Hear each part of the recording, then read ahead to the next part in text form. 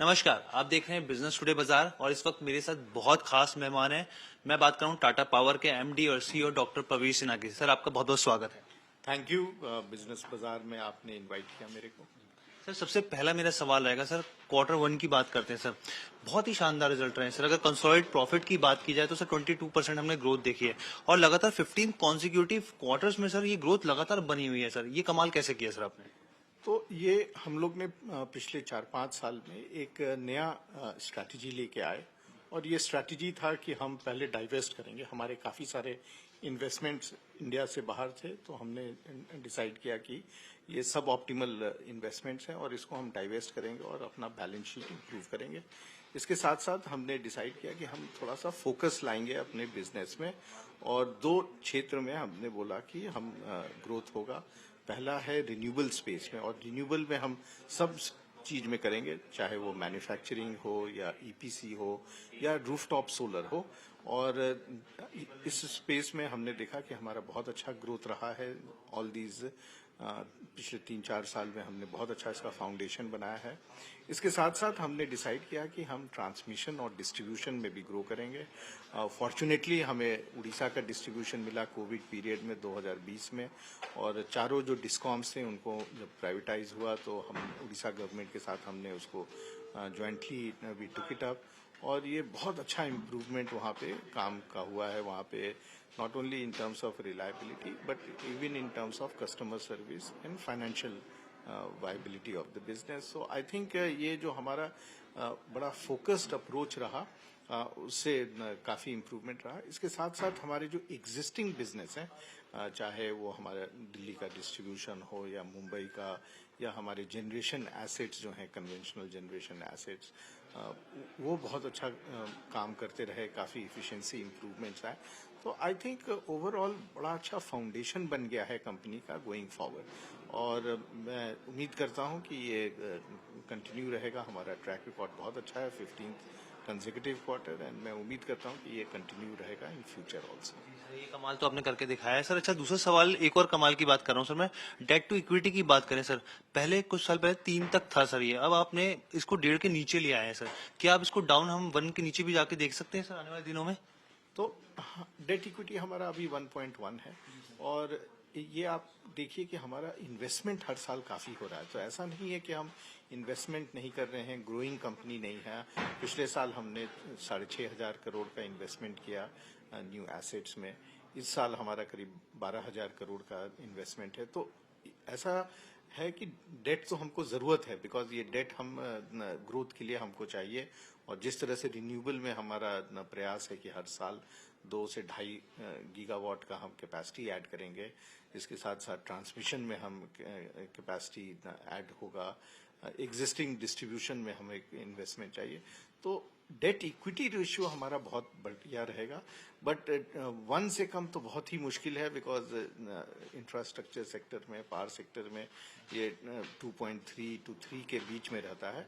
So but हमारे पास इतना अच्छा इसका इंटरनल कैश फ्लो भी रहेगा कि हम डेट इक्विटी अराउंड 1.1 के उसके आसपास ही रहेंगे।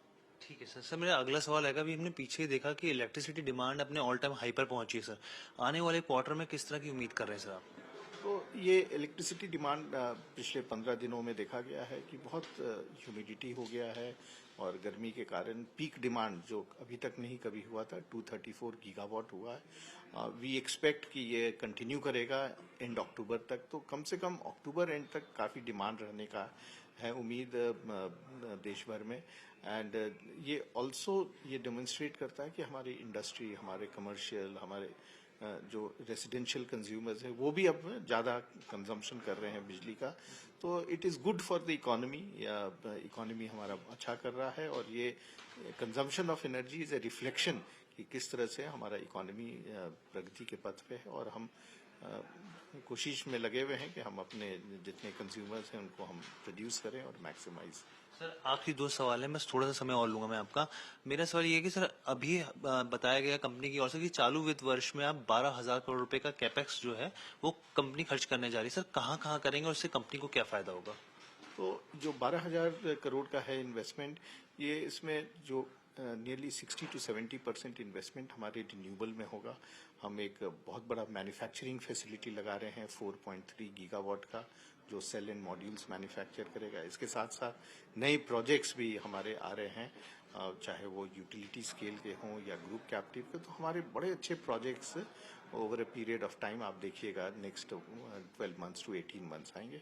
इसके साथ हमारा इन्वेस्टमेंट एग्जिस्टिंग बिजनेस में होता है। ट्रांसमिशन में हमने 2 एसेट्स लास्ट ईयर जीते थे ना, थोड़े स्ट्रेस्ड एसेट्स थे, उस पर काम चल रहा है, वो भी कंप्लीट हो जाएगा अगले 1 साल में।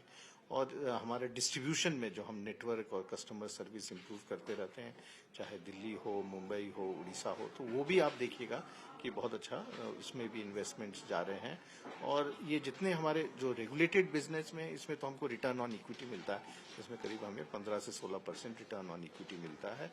और ये बिजनेस ही इस तरह का है जहाँ पे कैपेक्स लगाने से हमको रिटर्न गारंटीड रिटर्न मिलता है। तो ये अच्छा मॉडल है जहाँ पे हमारा मार्केट फेसिंग इन्वेस्टमेंट्स हैं और जहाँ पे रेगुलेटेड इन्वेस्टमेंट है। And I think over a period of time इसका हम better EBITDA, better performance and better PAT देखा जाएगा। सर मेरा आखिरी आपसे सवाल आएगा, ये कॉमन सवाल है ताकि व्यूअर भी समझ सके कंपनी के बिजनेस मॉडल को।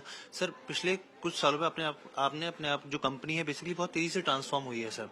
सर अभी कौन कौन सा पोर्टफोलियो आपकी कंपनी के अंदर कौन कौन सी चीज शामिल है सर? तो अभी हमारा एग्जिस्टिंग जो हमारे थर्मल जनरेशन है, कोल बेस्ड प्लांट्स है, काफ़ी सारे हैं, करीब 9000 मेगावाट का है, वो चलता है और बहुत अच्छी तरह से चल रहा है। करीब 4000 हमारे रिन्यूएबल एसेट्स हैं जो सब जगह बहुत अच्छे से काम कर रहे हैं। हमारे ट्रांसमिशन डिस्ट्रीब्यूशन बिजनेस में भी काफ़ी इम्प्रूवमेंट आया है और ये ग्रो कर रहा है बहुत अच्छी तरीके से। एंड जो फाउंडेशन जो बन गया कंपनी का बहुत अच्छा बना है। हमारा मुंद्रा जिसमें पहले हमें लॉस होता था वो चलने लगा है बिकॉज ऑफ सेक्शन 11 एंड हमें कॉस्ट रिफ्लेक्टिव टैरिफ मिलने लगे हैं। हमारे कोल माइनिंग कंपनीज ने भी अच्छा रिटर्न दिया। तो आई think on a overall basis हमारा बिजनेस बहुत अच्छा फाउंडेशन पे है और इसीलिए हमें उम्मीद है कि इन फ्यूचर भी परफॉर्मेंस सिर्फ इम्प्रूव ही होगा एंड आप अच्छे रिजल्ट्स देखेंगे। सर आखिरी छोटा सा सवाल सर, ये थोड़ा सा पर्सनल है। खाली समय में सर आप क्या करते हैं? क्योंकि मैनेजमेंट जब आप होते हैं ऑब्वियसली बात है बहुत ज्यादा बिजी रहते हैं सर। खाली समय में आप कैसे अपने टाइम को व्यतीत करते हैं सर? खाली समय में मैं एम्प्लॉयज़ के साथ जो भी होता है स्पेंड करता हूँ। इसके साथ साथ मैं कुछ गेम्स भी खेलता हूँ, चाहे वो टेबल टेनिस हो या गोल्फ हो या बैडमिंटन हो। तो और थोड़ा पढ़ाई भी करता रहता हूँ, मेरे को पढ़ने का शौक है।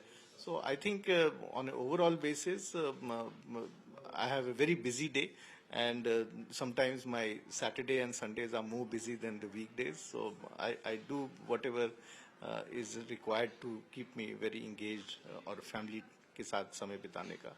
सर बहुत अच्छा लगा आपसे बात करके सर। बिजनेस टुडे से बात करने के लिए बहुत बहुत धन्यवाद सर।